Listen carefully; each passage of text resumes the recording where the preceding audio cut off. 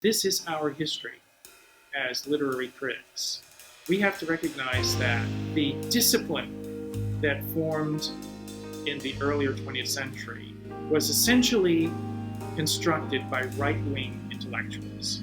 And we have to salvage what was salvageable from that. An old sense of literary criticism is ending. A certain kind of era is passing.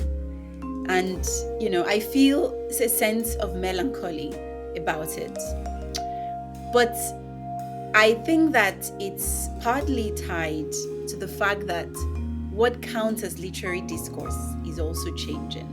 When it was just on my own terms reading, I realized, I was like, oh, I'm looking at jazz, but then I'll start saying, oh, let me look at this hip hop, let me look at this painting, let me look at this, For me, blogging was the thing that really allowed me to just follow various interests, and it was considered normal to do so. Every book I've written is really intensely built out of close reading, but because the objects that I read are novels usually, the worldly art, the prosaic art, the art form unique to capitalism, what they have to tell us in their finely wrought form are things about how worlds are put together and about world making and how worlds should be. And those are ideas that I think are big. And I think everything else in the world around us, including in the university around us, is dedicated to one of two ideas about literacy. And one is that it's organized around the history of fact, and the other is that it's organized around the history of fantasy.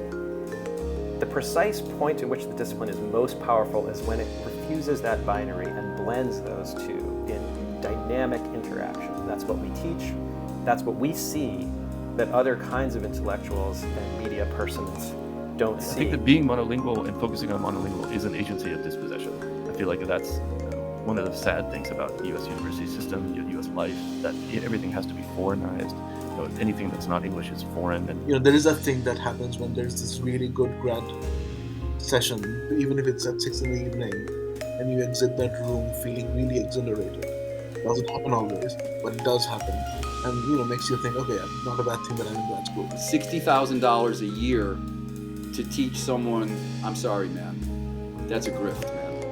And then what it becomes an art form or a craft that's only either for the very, very gifted who can have full rides on scholarship, or the affluent.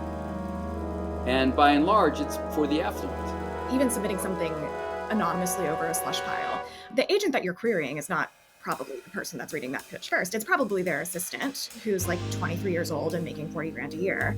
1 year ago, that person could have been my student, and they're making that kind of initial decision. Should we pass or should I pass this on to my boss? That student probably has the training that we're leaving our undergraduates with. So think about the learning outcomes that your department probably has developed for an English major. If a student is pursuing a career in publishing, those things are getting operationalized, they're becoming actionable in really specific ways, in ways that do ultimately have consequences downstream for what eventually gets read. The micro struggle that happens inside of departments as people try to revise what these culminating projects for our students are going to be has everything to do with how you think about these different institutions that represent literary critical engagement in this moment, right?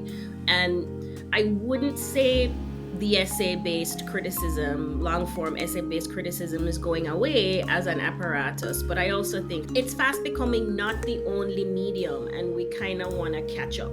The distance between what a booktuber is doing and what CNI is doing is almost infinite.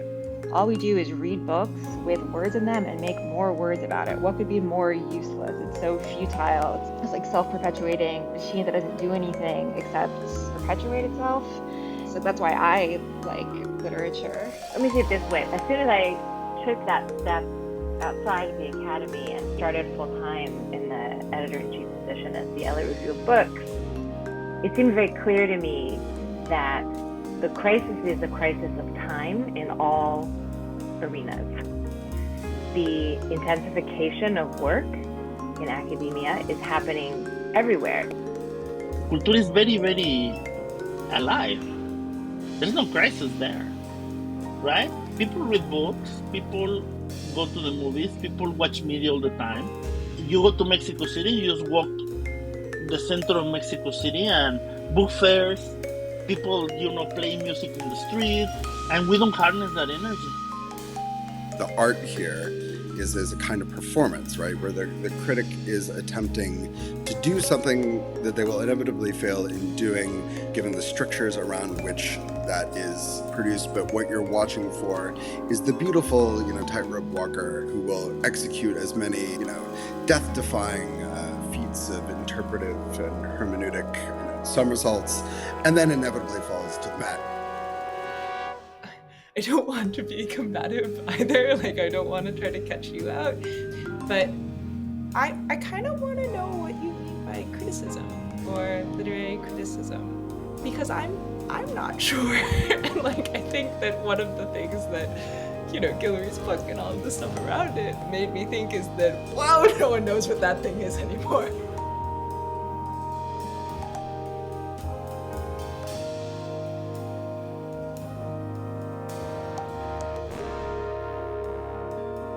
Welcome to the American Vandal from the Center for Mark Twain Studies. This is Criticism Limited. Series begins August 7th.